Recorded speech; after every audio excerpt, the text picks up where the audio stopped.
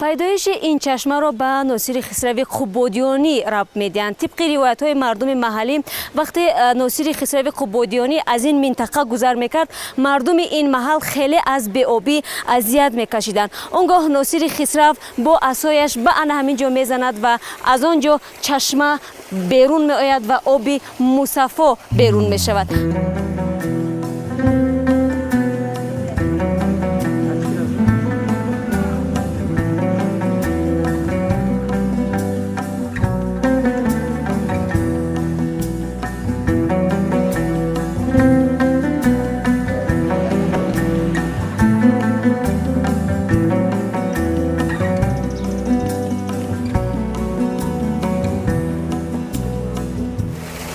این چشمه تا امروز جاری است و هر مردمی که از بدخشان دیدن میکنند حتما از آب این چشمه می نوشند.